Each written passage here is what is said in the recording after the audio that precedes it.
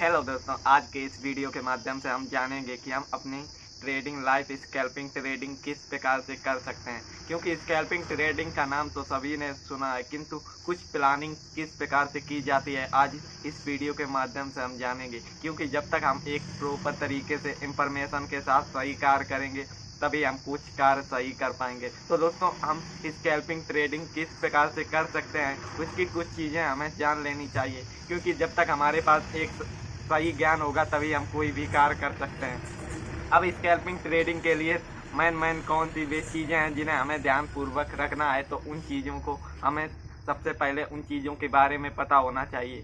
क्योंकि कुछ गलतियों की वजह से हमारा प्रॉफिट भी लॉस में किस प्रकार से बदल जाता है ट्रेडिंग लाइफ में, उन चीज़ों के बारे में हमें सबसे पहले ही जान लेना चाहिए। क्योंकि जब हम ट्रेडिंग करते हैं तो चीज़ों का ज्ञान हमारे पास नहीं होता, जिससे हम बड़े लॉस भी ले लेते हैं। किंतु आपको सबसे पहले कुछ पॉइंट आपको फॉलो करने चाहिए जिससे आप अपनी ट्रेडिंग लाइफ पर एक सही तरीके से ट्रेडर बन सकते हैं। तो दोस्तों, सबसे पहले आपका जितना भी कैपिटल है उसका 80% आपके बैंक अकाउंट में हमेशा ही रहना चाहिए। मतलब मान लीजिए आपका जितना भी कैपिटल है आप उसका 20% ही अपना ट्रेडिंग अकाउंट में रखना चाहिए। क्योंकि सबसे पहले हम ट्रेडिंग के बारे में जान लेते हैं। कहने का अर्थ है कि हमने किस प्रकार से बताया कि हमें 20% ट्रेडिंग अकाउंट में क्यों रखना चाहिए, तो इसके बारे में हम सबसे पहले इंफॉर्मेशन जानेंगे।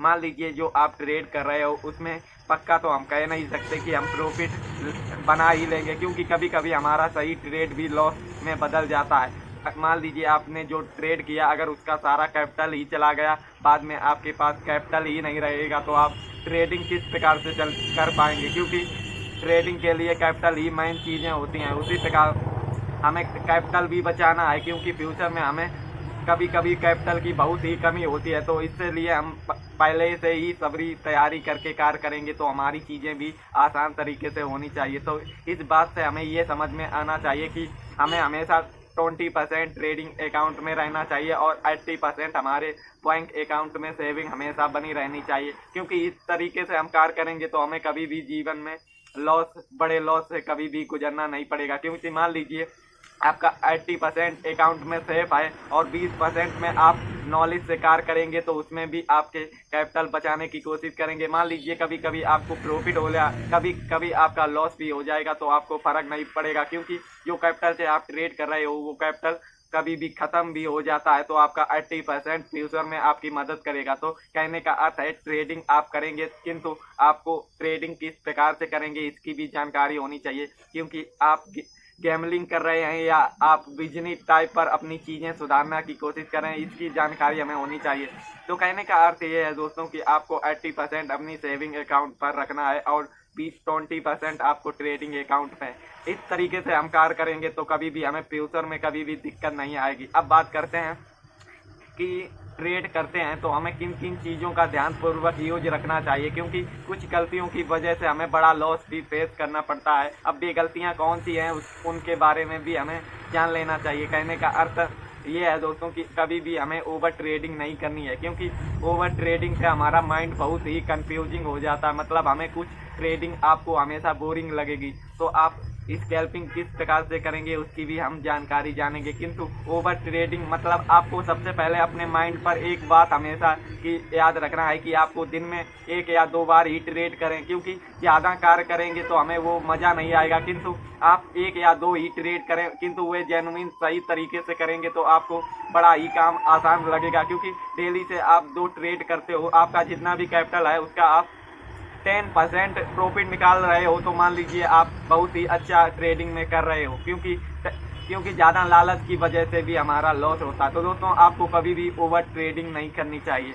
अब बात करते हैं दोस्तों कि हम जो टारगेट अपना फिक्स करें उसका आपको 10 ही % रखना चाहिए। क्योंकि अधिक लालच की वजह से हमारा कैपिटल अधिक लालच की वजह से हमारा जो दिख रहा है प्रॉफिट वो भी हम बुक नहीं करते, बाद में हमारा लॉस भी हो जाता है। तो आपका टारगेट हमेशा 10% ही होना चाहिए। अब दोस्तों, आपका ओवर ट्रेडिंग के बारे में जान लिया और टारगेटिंग। अब आपको सबसे पहले टॉप लॉस के बारे में भी जान लेना होगा। क्योंकि टॉप लॉस ही हमारे लॉस को बहुत ही कम करता है। अब लॉस आप किस प्रकार से कम करेंगे इस बारे में आप जानेंगे तभी आप एक सही तरीके से टॉप लॉस का यूज कर सकते हैं दोस्तों। तो टॉप लॉस हमारे किस प्रकार काम आता है इसके बारे में भी मान लीजिए मुझे लग रहा है कि मार्केट अब ट्रेंड ऊपर जाएगा, मतलब मार्केट हमें बुलिश दिखाई दे रहा है, तो हम वहाँ पर बाय करेंगे। किंतु आपको हम एक माइंड में एक पहले से ही 2 सवाल होने चाहिए कि आपको पहला माइंड आपका कहेगा यहाँ से प्रॉफिट है, तो मान लीजिए आपकी नॉलेज भी सही हो सकती, किंतु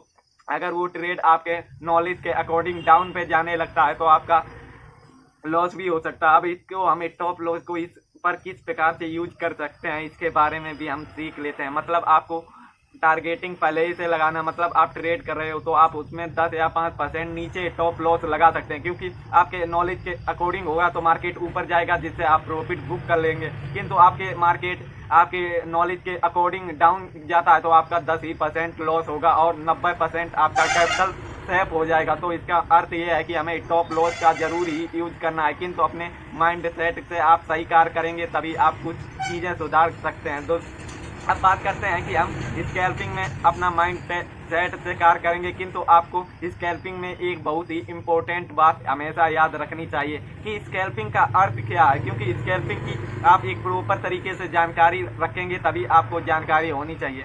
मतलब आपको यहाँ से स्कैल्पिंग में जैसे मान लीजिए हमें बुलिश में हैमर दिखाई दे रहा है तो हमारा टारगेटिंग के अकॉर्डिंग आपको टाइमिंग भी मैटर करती है कि अब टाइमिंग किस प्रकार से हम यूज कर सकते हैं। मान लीजिए आपको हैमर दिखाई दे रहा है मार्केट में, तो आपके माइंड पर हमेशा आपको एक बात हमेशा याद रखनी है कि 10 या 15 मिनट के अंदर मूव दे रहा है तो आप प्रॉफिट को बुक कर लेना। किंतु आपको 10 या 15 मिनट के भीतर आपका मूव नहीं दे रहा है तो आपको वहीं से ट्रेड को कट कर देना है, क्योंकि दोस्तों आप 15 मिनट के भीतर ही स्कैल्पिंग पर मूव आता है, अगर मूव नहीं आता है तो वहां से आपको कट कर देना है। क्योंकि अगर आपने ट्रेड को कट नहीं किया तो आपका सारा कैपिटल, मतलब जो आप ट्रेड में जो कैपिटल यूज कर रहे हो वो सारा कैपिटल लॉस में बदल जाएगा। तो आपको हमेशा 10 या 15 मिनट के भीतर ही मूव को कैप्चर करना है, अगर नहीं होता तो कट कर देना, क्योंकि आप थोड़ा बहुत लॉस ले सकते हैं किंतु सारा लॉस आपको हमेशा से माइंड सेट से डीमोटिवेट कर सकता है। तो दोस्तों इन्हीं चीज़ों को हम ध्यानपूर्वक करके चीज़ों को सीख कर हम एक ट्रेडिंग